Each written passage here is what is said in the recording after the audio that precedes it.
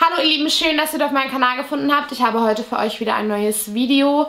Im heutigen Video geht es um einen Fall, der wirklich sehr frustrierend ist, denn das Opfer hat in diesem Fall wirklich alles getan, was sie konnte, damit die Polizei ihr helfen kann und sie finden kann. Und es gab auch einige Zeugen, die sich bei der Polizei gemeldet haben.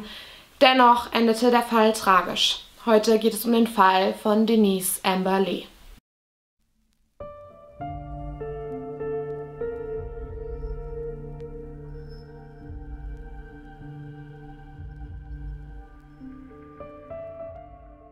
Denise wurde am 6. August 1986 in Englewood in Florida geboren, als das älteste Kind von Sergeant Rick Goff und seiner Ehefrau Susan. Die beiden hatten dann später noch 2 weitere Kinder. Denise hatte einen kleinen Bruder und eine kleine Schwester. Ihr Vater Rick arbeitete im Sheriff's Office von Charlotte County. Denise' Mutter sagt, dass ihre Tochter einfach immer ein Lächeln auf den Lippen hatte, dass sie ein sehr fröhlicher, liebenswerter Mensch war und ja, sie beschreibt sie einfach als einen wirklich, wirklich von Grund auf guten Menschen. Außerdem liebte Denise Musik. Sie selbst spielte die Flöte in der Schulband und ihre Liebe zur Musik war auch so ein bisschen das, was sie und ihren späteren Ehemann Nathan miteinander verbunden hat. Das war etwas, was sie wirklich teilten. Nathan sagt, dass kurz nach ihrem ersten Date sie zusammen in einem Schmuckladen waren und Denise hat einfach nur so ein bisschen rumgeguckt und da hat sich Denise dann einen Ring mit einem Herzen ausgesucht und den hat Nathan ihr dann gekauft für $40 und er sagt, das Ganze klingt zwar ein bisschen kitschig, aber dieser Ring hatte für die beiden eine ganz, ganz besondere Bedeutung und war seiner Meinung nach sogar noch besonderer als Schmuckstück, als ihr Verlobungsring oder später ihr Ehering.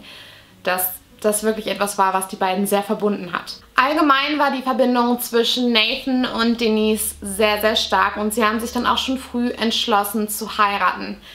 Denise war an ihrem Hochzeitstag erst 19 Jahre alt, Nathan war 21. Am Donnerstag, den 17. Januar 2008, lebten Nathan und Denise zusammen in Northport in einem Mietshaus. Das war relativ weit draußen, sie hatten auch nur eine direkte Nachbarin.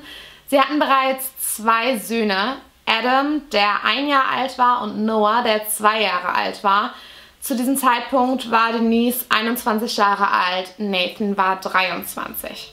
Denise war 1,57 groß, sie wog um die 50 Kilo, hatte blaue Augen und dunkelblonde Haare.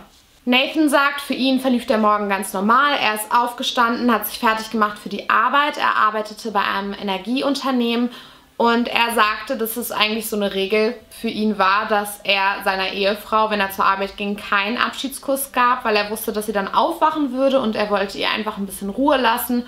Und so hat er das auch an diesem Morgen gemacht. Er hat ihr keinen Abschiedskuss gegeben, hat sich ins Auto gesetzt und ist zur Arbeit gefahren. Denise rief ihn dann normalerweise immer an, wenn sie wach war und besprach so ein bisschen mit ihm, was für den Tag anstand und das tat sie auch an diesem Tag.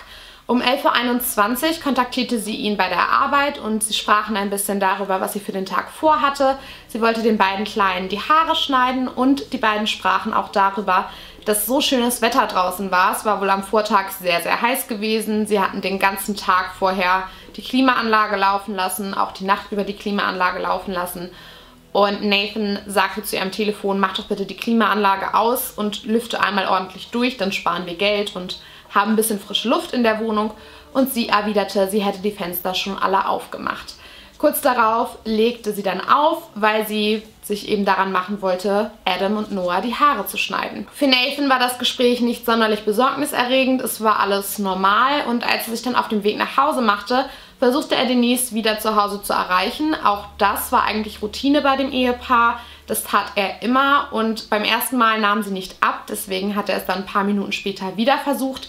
Was ihn wohl gewundert hat, war, dass Denise überhaupt nicht versucht hat, ihn zurückzurufen. Normalerweise wäre es so, wenn sie es gerade nicht schafft, ans Telefon zu gehen, weil sie irgendwas mit den Kindern tat, dann rief sie ihn direkt danach zurück. Aber er sagt, er hat 7 Mal versucht, sie anzurufen und kein einziges Mal ist Denise rangegangen. Nathan kam gegen 15:30 Uhr am Haus an und er sah direkt, dass Denise' Auto noch in der Auffahrt stand. Das beruhigte ihn etwas, aber er war dann direkt wieder beunruhigt, als er sah, dass alle Fenster vom Haus zu waren. Und als er hineinging, merkte er, dass es unglaublich heiß im Haus war. Die Klimaanlage war aus, alle Fenster waren zu. Und er hörte die Kinder schreien. Sie saßen zusammen in einem Gitterbettchen. Von Denise gab es keine Spur. Sie waren nicht im Haus und Nathan machte sich deswegen große Sorgen. Das war überhaupt nicht ihre Art, die beiden Kleinen einfach so alleine zu lassen. Das würde sie niemals tun. Schon gar nicht mit den Fenstern geschlossen, ohne Klimaanlage, obwohl sie wusste, dass sich das Haus so aufheizen würde. Und er rief direkt die Polizei an. Denise' Vater Rick hat sich dann direkt in den Fall eingeklinkt und hat sofort alle Leute kontaktiert, die er bei der Polizei kannte, um den Fall etwas voranzutreiben.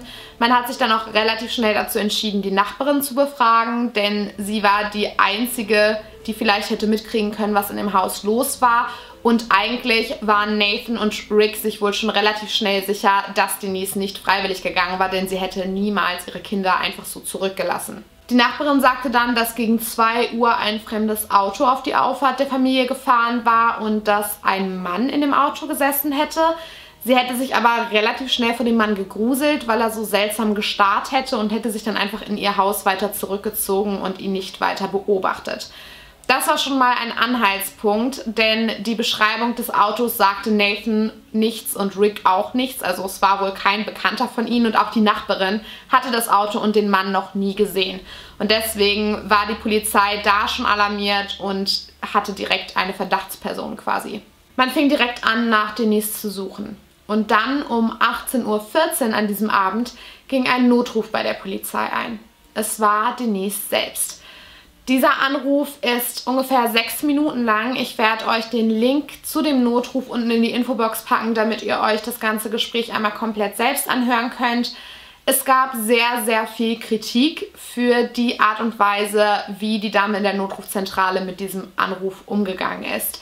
Denn Denise, die ja Tochter von einem Polizeibeamten war und wusste, wie das Vorgehen ist und auch wusste, was man für Informationen braucht, um jemanden zu finden, versuchte das Ganze rüberzubringen, allerdings ohne ihren Entführer irgendwie zu alarmieren. Sie hatte es wohl geschafft, während die beiden im Auto saßen, irgendwie an sein Handy zu kommen und hatte den Notruf gewählt und versuchte nun, das Gespräch mit der Dame von der Notrufzentrale für ihn so wirken zu lassen, als ob sie mit ihm sprach. Also sie versuchte, die Fragen zu beantworten, ohne dass er mitbekam, dass sie die Frage von jemandem beantwortet. Ein Beispiel dafür ist, dass sie am Anfang des Anrufs immer wieder wiederholt: Please let me go, I just wanna go home. Also lassen Sie mich gehen, ich will nach Hause. Und damit versucht der Name von der Notrufzentrale zu vermitteln: Ich wurde entführt, ich werde gegen meinen Willen festgehalten, ohne deutlich zu sagen, ich wurde entführt, damit er keinen Verdacht schöpft. Allerdings scheint die Dame von der Notrufzentrale das Ganze irgendwie nicht einordnen zu können. Da gab es auch einige Kritik zu, wie sie damit umgegangen ist. Es ist wirklich sehr frustrierend, wenn man weiß, worum es geht und sich diesen Anruf anhört, denn die ersten paar Minuten versucht Denise die ganze Zeit Informationen zu übermitteln und die Dame von der Notrufzentrale sagt einfach immer nur Hello, hello, stellt keine Fragen, geht nicht auf das ein, was Denise gesagt hat.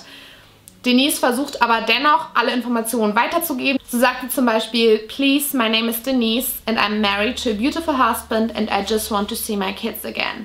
Also bitte, mein Name ist Denise, ich bin mit einem wunderbaren Ehemann verheiratet und ich möchte einfach nur meine Kinder wiedersehen. Und allein in diesem Satz vermittelt sie der Dame von der Notrufzentrale direkt 4 wichtige Dinge. Ich bin gegen meinen Willen mitgenommen worden, ich bin entführt worden. Mein Name ist Denise, ich bin verheiratet und ich habe Kinder. Also hilft direkt dabei, auch sie zu identifizieren. Es ist wirklich sehr beeindruckend, finde ich, wie Denise das Ganze umsetzt, wie sie die Fragen versucht zu beantworten, ohne dass er Verdacht schöpft. Also ich kann euch wirklich nur empfehlen, euch das selbst anzuhören. Da hat auch die Polizei hinterher gesagt, dass das für sie einfach nur sehr, sehr beeindruckend war. Denise hat es geschafft, über diesen Anruf zu vermitteln: Ich wurde entführt, ich kenne den Mann nicht, der mich mitgenommen hat, ich weiß nicht, wo wir hinfahren, aber er hat das Ganze wohl vorher schon geplant. Der Anruf endet recht abrupt. Man hört ab einem bestimmten Punkt, dass der Entführer sie fragt, wo sein Handy ist, und sie wiederholt immer wieder: Ich habe dein Handy nicht, ich habe dein Handy nicht. Und irgendwann bricht der Kontakt dann ab und die Dame von der Notrufzentrale sagt zu ihrem Kollegen, ich habe sie verloren, er hat ihr das Handy weggenommen. Man hat dann auch direkt die Aufnahme von diesem Anruf an Denise' Vater Rick weitergeschickt und er konnte anhand der Stimme seine Tochter identifizieren und hörte direkt raus, dass es eine wirklich schlimme Situation war, in der sie sich dort befand. Leider konnte man das Handy zu diesem Zeitpunkt nicht orten, es war ein Prepaid-Handy gewesen. Um 18:23 Uhr ging dann erneut ein Anruf bei der Polizei ein. Dieses Mal war es ein 17-jähriges Mädchen mit dem Namen Sabrina Maxlow. Sie sagte, ihr Vater hätte sie eben angerufen und ihr erzählt, dass sein Cousin gerade zum Haus gekommen sei, um sich eine Schaufel und einen Benzinkanister auszuleihen. In seinem Auto hätte sich eine gefesselte junge Frau befunden, die es an einem Punkt sogar geschafft hätte, aus dem Auto herauszukommen.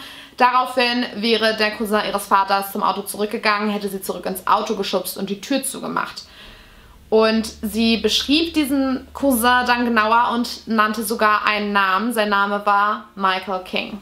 Die Polizei fand dann auch relativ schnell heraus, wer Michael King war. Er war 37 Jahre alt, er hatte Klempner gelernt, aber war schon seit mehreren Monaten arbeitslos. Seine Frau war gerade im Begriff, sich scheiden zu lassen, die beiden lebten getrennt. Und er war kurz davor, sein Haus zu verlieren. Michael King hatte wohl einen recht niedrigen IQ und seine Familienmitglieder sagten, dass er einst einen Unfall gehabt hatte beim Rodeln als Kind und dabei auf den Kopf gefallen war und dass er seitdem besondere kognitive Probleme gehabt hatte. Die Polizei fand dann auch recht schnell heraus, wo Michael King lebte und direkt wurde eine Einsatztruppe dorthin geschickt, die sich dann auch entschloss, das Haus zu stürmen, nachdem sie von drinnen Stimmen gehört hatten. Doch als sie im Haus waren, stellten sie recht schnell fest, dass die Stimmen, die sie gehört hatten, vom laufenden Fernseher kamen. Ansonsten gab es eigentlich gar keine Möbel in dem Haus. In einem der Räume fanden sie auf dem Boden eine Winnie-Pooh-Decke und ein Kissen sowie ein bisschen Tape, an dem Haare klebten, die die Polizisten zunächst als braun beschrieben. Um 18:30 Uhr ging erneut ein Notruf bei der Polizei ein. Abgesetzt wurde er von einer Frau mit dem Namen Jane Kowalski. Sie war mit ihrem Auto auf der Route 41 unterwegs gewesen, als sie an einer Ampel neben einem anderen Wagen gehalten hatte. Sie beschrieb diesen Wagen zunächst als blau. Es stellte sich dann später heraus, dass es das gleiche grüne Auto gewesen war, das auch die Nachbarin zuvor schon gesehen hatte. Sie sagte, dass sie unglaubliche Schreie aus dem Auto hörte, die sie sehr, sehr beunruhigten. Und sie soll auch gesagt haben, dass sie mit dem Fahrer kurz Blickkontakt gehabt hatte, dann auf einmal eine Hand aufgetaucht war, von der Seite des Beifahrers und gegen die Scheibe geschlagen hatte. Sie hatte dann die Polizei kontaktiert, weil sie der Meinung war, dass es sich möglicherweise um eine Kindesentführung handelte. Das Problem bei Janes Notruf war nun aber, dass sie sich in einem anderen Gebiet befand als die Personen, die die letzten Notrufe abgesetzt hatten, und deswegen wurde ihr Notruf zu einer anderen Notrufzentrale weitergegeben. Die Beamtin dort hat allerdings den Anruf nicht richtig einordnen können und das Ganze auch nicht wirklich richtig weitergeleitet, weswegen keine weiteren Maßnahmen ergriffen werden konnten, obwohl sich dann hinterher herausgestellt hat, dass im Umkreis von 1,5 Kilometern in der Nähe von Jane und dem Entführer und Denise sich ganze 4 Polizeieinsatzwagen aufgehalten haben, aber keiner von denen wurde irgendwie kontaktiert oder alarmiert, dass da etwas Seltsames vor sich ging. Und deswegen konnte niemand eingreifen. Jane Kowalski hat dann erst am nächsten Tag aus den Nachrichten erfahren, was sie da eigentlich wirklich gesehen hatte und hat sich dann nochmal bei der Polizei gemeldet und erst dadurch konnte überhaupt aufgeklärt werden, dass mit dem Anruf und mit den Informationen nicht richtig umgegangen worden war und dass das Ganze nicht richtig weitergeleitet worden war. Und das war auch wieder ein sehr, sehr großer Kritikpunkt in diesem Fall. Der letzte von 5 Notrufen rund um den Fall von Denise Amber Lee ging dann um 18:50 Uhr bei der Polizei ein. Es war Harold Maxlow, der Vater von dem jungen Mädchen, das schon zuvor bei der Polizei angerufen hatte und Seltsames rund um den Cousin ihres Vaters berichtet hatte. Harold selbst sagte am Telefon noch einmal, dass er sich gar nicht wirklich sicher war, ob es sich wirklich um einen Notfall handelte. Er erzählte auch, dass sein Cousin zum Haus gekommen war und seine Schaufel und seinen Benzinbehälter ausgeliehen hatte und auch eine Taschenlampe, dass er auf die Frage hin, was er damit wollte, gesagt hätte, dass er damit einen kaputten Rasenmäher reparieren wollte, der irgendwie in einem Loch im Matsch stecken geblieben wäre. Er hätte auch die junge Frau in dem Auto gesehen und sie hätte den Eindruck gemacht, als wollte sie nicht wirklich da sein. Sie wäre dann aus dem Auto gesprungen und hätte geschrien, rufen Sie die Polizei. Daraufhin hätte Michael King sie dann zurück ins Auto geschubst und zu Harold gesagt, mach dir keinen Kopf darum. Harold Muxlow beschrieb dann auch nochmal das Auto, das sein Cousin Michael King fuhr, und diese Beschreibung passte auf die Beschreibung, die bereits die Nachbarin am Nachmittag abgegeben hatte. Die Polizei suchte jetzt weiter intensiv nach diesem Auto. Man hatte weiterhin die Hoffnung, dass man Denise lebend finden würde. Man sperrte Straßen ab, positionierte überall Einsatzwagen, um Michael King dann abfangen zu können, wenn er mit seinem Auto vorbeikam. Allerdings konnte Michael King dann erst um 21:15 Uhr an diesem Abend tatsächlich festgenommen werden. Man hatte sein Auto angehalten und ihn dann aufgefordert, auszusteigen. Allerdings hat es 5 Aufforderungen gebraucht, bis Michael King dann tatsächlich aus dem Auto herauskam. Und die Beamten sagen, dass er auch ganz seltsam aus dem Auto rauskam, dass er quasi komplett quer lag über die Vordersitze und dann quasi rückwärts aus dem Auto herausgekommen ist. Er war von der Hüfte abwärts triefend nass. Denise war nicht im Auto. Man fand in dem Auto das Handy, mit dem Denise wohl angerufen hatte. Der Akku war rausgenommen worden und auch die SIM-Karte. Im Auto befanden sich ebenfalls die Schaufel, der Benzinkanister und die Taschenlampe, die sich Michael King von seinem Cousin Harold ausgeliehen hatte. Unter einer Decke versteckt fand man außerdem einen Ring. Und als man später das Auto genauer untersuchte, fand man außerdem Haare von Denise, die sie sich augenscheinlich selbst mit der Wurzel rausgerissen hatte, möglicherweise weil sie gehofft hatte, dass sie damit der Polizei DNA hinterlassen würde. Michael King wurde dann direkt von der Polizei befragt. Er weigerte sich jedoch strikt, irgendwelche Fragen rund um Denise zu beantworten oder zu sagen, wo sie war. Er verlangte schlicht nach einem Anwalt und deswegen musste die Befragung dann abgebrochen werden. Der Ring, den man in Michael Kings Auto gefunden hatte, wurde dann Nathan und Rick gezeigt und Nathan identifizierte diesen Ring als den herzförmigen Ring, den er Denise nach ihrem ersten Date geschenkt hatte. Er hat hinterher in einem Interview gesagt, dass er glaubt, dass Denise gerade diesen Ring im Auto versteckt hat, weil sie wahrscheinlich wusste, dass er sich an den auf jeden Fall erinnern kann, weil es so ein besonderer Ring war und dass er wahrscheinlich ihren Ehering oder ihren Verlobungsring gar nicht mehr wiedererkennen würde, aber diesen Ring auf jeden Fall. Und dass er dadurch wusste, dass sie sich in diesem Auto befunden hatte. In den frühen Morgenstunden des 19. Januar 2008 wurde dann die Leiche von Denise Amber Lee geborgen. Sie befand sich in einem sandigen Untergrund abseits der Straße Toledo Blade, ungefähr 8 Kilometer entfernt von dem Punkt, an dem Jane Kowalski das Auto zuletzt gesehen hatte. Man hatte Denise mit einem einzigen Schuss in den Kopf getötet. Michael King wurde angeklagt für Mord ersten Grades. Sein Gerichtsverfahren begann am 24. August 2009 in Sarasota County in Florida. Die Staatsanwaltschaft rekonstruierte, dass Michael King dieses Verbrechen wahrscheinlich schon wochenlang geplant hatte. Wahrscheinlich nicht bezogen auf Denise selbst, sondern einfach grundsätzlich, dass er irgendeine Frau mitnehmen wollte und dass er an diesem Tag einfach rumgefahren war in seinem Auto, um nach einer Möglichkeit Ausschau zu halten, eine Frau zu entführen. Sie glauben, dass er dann an dem Haus der Lees vorbeigekommen war und sah, dass Denise gerade hinten am Haus saß und ihrem Sohn Noah die Haare schnitt. Die Polizei ging davon aus, dass Denise dann versucht hat, ihre Kinder vor diesem Mann zu schützen und deswegen auf ihn eingeredet hat und ihn davon überzeugt hat, sie mitzunehmen und ihr zu erlauben, die Kinder dort in diesem Gitterbettchen zurückzulassen, damit ihnen nichts passiert, bis ihr Vater nach Hause kommt. King hatte sie daraufhin dann wohl mit in sein leerstehendes Haus genommen und hatte sie dort in dem Raum missbraucht, in dem man dann auch die Winnie-Pooh-Decke und das Tape gefunden hatte. Danach hatte er sie wieder ins Auto geschafft, war zu seinem Cousin gefahren und hatte sich die nötigen Utensilien besorgt, um ihre Leiche verschwinden zu lassen. Die Staatsanwaltschaft führte als Beweise unter anderem DNA an, die Haare, die Denise im Auto hinterlassen hatte, aber auch Haare, die man am Tape im Haus von Michael King gefunden hatte. Auch das waren Denise Haare gewesen, aber auch den Ring, den man gefunden hatte in dem Auto und Augenzeugenberichte wie zum Beispiel von Harold Muxlow und Jane Kowalski. Die Verteidigung führte an, dass diese Beweise vielleicht nicht wirklich so aufschlussreich waren. Man unterstellte, dass da vielleicht mit der DNA nicht ordentlich umgegangen worden war. Und man wollte wohl auch unterstellen, dass es eigentlich ein Freund von Michael King gewesen war, der den Mord und die Entführung begangen hatte. Allerdings hat der Richter das dann ausgeschlossen und die Verteidigung durfte diese Theorie im Gerichtsverfahren nicht anführen. Auf Seiten der Verteidigung gab es keine Zeugen. Die Jury zog sich am 29. August 2008 dann zurück, um sich zu beraten, und sie brauchten nur 2 Stunden und 5 Minuten, um mit einem Urteil zurückzukommen.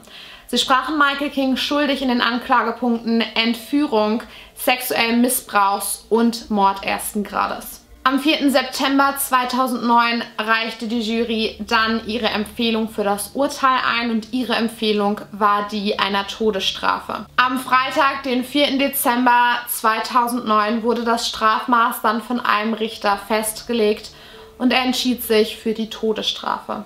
Er sagte hinterher, er hätte alle Faktoren abgewogen, unter anderem auch die Tatsache, dass es Michael King nicht besonders gut gegangen war, dass er Probleme in seiner Ehe gehabt hatte, diese Trennung, dass ihm das Haus weggenommen werden sollte und dass er wohl diese Verletzung gehabt hatte als Kind und wohl einen recht niedrigen IQ gehabt hatte. Allerdings sagte er auch, dass die Schwere der Tat einfach zu groß war, dass Denise allein in ihrem Anruf 17 Mal please, also bitte gesagt hatte. Sie hatte so oft um ihr Leben gefleht. Und es gab dann eben noch diesen Faktor des Vorsatzes, dass Michael King das Ganze wohl schon länger geplant hatte. Und deswegen entschied sich der Richter dann schließlich, ihn zum Tode zu verurteilen. Michael King sitzt noch heute im Gefängnis und wartet auf die Vollstreckung seines Urteils. Im Juni 2008 wurde von Nathan die Denise Amber Lee Foundation gegründet. Diese setzt sich dafür ein, dass die Beamten in den Notrufzentralen besser geschult werden, damit so etwas Furchtbares wie bei Denise' Fall nicht wieder passieren kann. Am 24. April 2008 wurde außerdem der Denise Amber Lee Act verabschiedet, der dafür sorgt, dass es jetzt ein Angebot gibt für die Beamten in den Notrufzentralen, das sie freiwillig wahrnehmen können, wo sie noch einmal trainieren können, wie sie sich in solchen Notfallsituationen verhalten können. Allerdings ist das Ganze eben, wie gesagt, auf freiwilliger Basis. Und Nathan und Rick setzen sich noch heute dafür ein, dass auch ein Act verabschiedet wird, der festlegt, dass es so ein Pflichttraining für diese Beamten gibt, das sie regelmäßig wahrnehmen müssen. Nathan hat 1,5 Jahre nach dem Tod seiner Ehefrau ein zweites Mal geheiratet und er hat mit seiner zweiten Frau auch eine Tochter gehabt. Allerdings ging die Ehe schnell in die Brüche. Nathan selbst sagt, dass er nie so wirklich getrauert hat und dass ihn das Ganze erst Jahre später eingeholt hat, als sein ältester Sohn dann eingeschult wurde und ihn der Verlust von Denise noch einmal mit voller Wucht getroffen hat. Er hat dann auch einige Jahre später gegen das Charlotte Sheriff's Office geklagt, weil sie so schlecht mit dem Notruf von Jane Kowalski umgegangen waren und weil eben keine Einsatzkräfte losgeschickt worden waren, um nachzusehen, was da überhaupt los war mit dem Auto, weil Denise dann möglicherweise noch am Leben gewesen wäre. Man hat sich in dieser Klage dann am Ende jedoch geeinigt und Nathan Lee bekam eine Entschädigung für 1,25 Millionen $, von denen er wohl eine halbe Million ausgegeben hat für Anwaltskosten und den Rest dann eingezahlt hat auf ein College Fund für seine beiden Söhne. Ja, das war der Fall von Denise Amber Lee.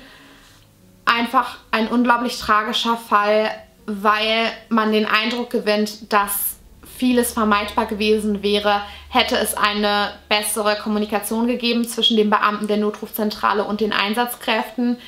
Hätte man die Beamten besser geschult, wie sie mit den Situationen umgehen sollen und hätte man diesen Anruf richtig eingeordnet, vielleicht wäre Denise dann gar nicht gestorben. Und das ist natürlich auch so ein Vorwurf, den Denise' Familie bis heute aufrechterhält, zu Recht, und dafür dann auch ihre Foundation gegründet hat, um sicherzugehen, dass so etwas nicht noch einmal passiert und dass die Beamten besser geschult werden. Denise, das kann man wirklich sagen, hat alles in ihrer Macht Stehende getan, um den Polizisten, den Ermittlern zu zeigen, wer ihr Entführer war und wer dann auch später ihr Mörder war. Sie hat sich bemüht, überall Spuren zu hinterlassen. Sie hat alles getan, was sie konnte, hat am Telefon alles gesagt, was sie wusste. Und ich finde, das ist einfach wirklich unglaublich beeindruckend, wie geistesgegenwärtig Denise war in dieser Situation, in der man eigentlich versucht ist, komplett in Panik auszubrechen, hat sie immer noch insofern einen kühlen Kopf bewahrt, als dass sie wusste, okay, am besten ich lasse DNA hier, ich werde diesen Ring abnehmen und ihn hier verstecken, dass sie sich sogar getraut hat, an sein Handy zu gehen. All diese Dinge, das ist wirklich unglaublich beeindruckend. Das haben auch Ermittler hinterher noch in Interviews gesagt. Das wird etwas sein, das sie von ihrem Vater gelernt hat. Ja, und das zeigt einfach, dass Denise eine unglaublich intelligente junge Frau war. Es ist ein unfassbarer Verlust für ihre Familie, ganz besonders für ihre beiden Söhne, Noah und Adam, die sie ja nie so richtig kennenlernen konnten. Sie waren noch so klein, als ihre Mutter entführt wurde.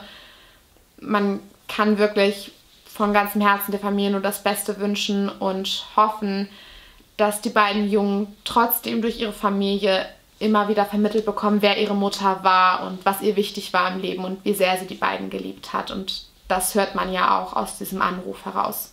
Ja, mich würde sehr interessieren, wie ihr zu dem Fall steht. Der Notruf wird noch einmal unten in der Infobox verlinkt sein. Wenn ihr möchtet, könnt ihr mich gerne mal wissen lassen, auf welcher Seite ihr da steht. Seid ihr eher auf Seiten der Kritiker und sagt ihr, da hat die Beamtin einfach nicht rechtzeitig geschaltet. Da hat die einfach viel zu lange gebraucht, um zu begreifen, was los ist und ist vielleicht auch auf manche Sachen nicht genug eingegangen.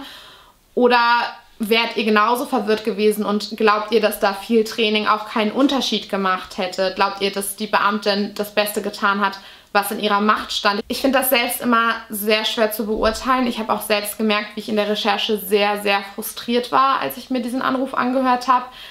Allerdings ist es von außen immer natürlich sehr einfach, das zu beurteilen und man selbst steckt nicht drin, man weiß nicht, was da die genauen Vorgehensweisen sind und wie man vielleicht auch selbst reagiert hätte in der Situation. Da würde mich eure Meinung einfach sehr interessieren. Lasst es mich gerne unten in den Kommentaren wissen.